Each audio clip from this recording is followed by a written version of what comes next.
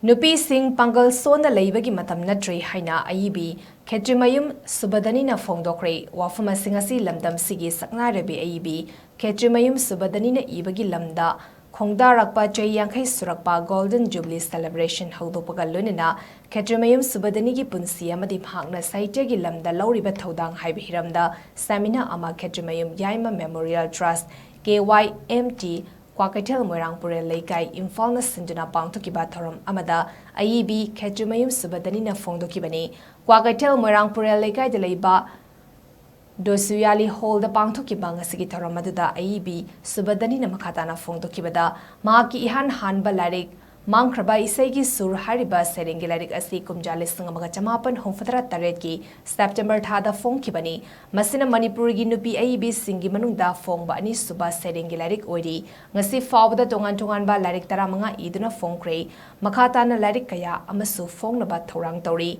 Tongan Ba Larik Singi Maramda Lamdam Sigi Scholar Ayibi Homfatra Romna Ibirakpa Wareng Singi Komzin Ba Choba Larik Amasu Phongdoknaba Thorang Tori Haba Wafam Thamki Thamari Chupna Pangtokadaba Golden Jubilee Amadi 1-day seminar on Subadani's life and her contribution in Manipuri literature Haba Seminar Haudopaki Thoramaduda Manipuri Sahitya Parisad Imphal President Longzam Joy Chandrana Athoiba Mitung Manipur State Social Welfare Board ki former chairperson and Department of Agriculture Government of Manipur ki former director Dr. R.K. Nayan Sana Devi Nathoram Mapu Amadi Manipuri Language Advisory Board Sahitya Academy gi former convener Nomaitem Kiran Kumar Singh na khanaba mitunglen oina sarugyaki thoram gi manung chanda lamdam sigi sakna raba Ayibi Ngangbam Iretombi Devi Irungbam Basanta Amadi International Film Festival kayada sarugya rabaga lorina tongan ba film award kunipan phanglakraba Manipuri feature film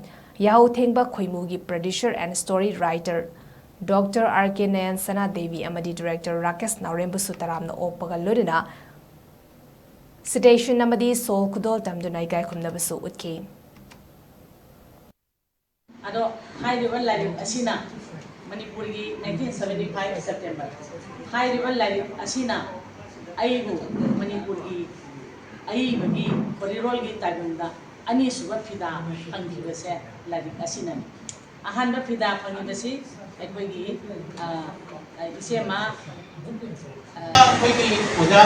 Jamini aduga Sanjayba Banumati Asina Timba Mama Sumaran Center for it.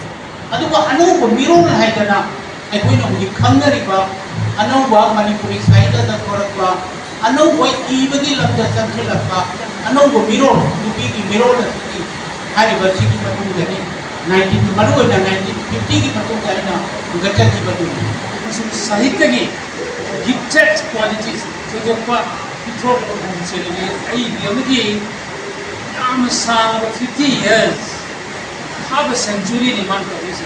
Say young Kaili concept that may be good upon Sida Ayaw say Topidoina, but can be brought on me.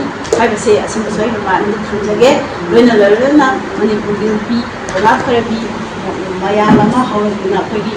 Joinambi, Local Road, Harani, Nina, people the missing symbol of Angan is no company. Aduka Malian Sina, Adam Class D and Bow Bath of Namaba, Amakiwari. Anisi, Malian Atiagi, Kena, the Donna, I even at the research Sarakanda, Atiagi, has a Sakam Sukun, the Malian Ruba, Mang Navana.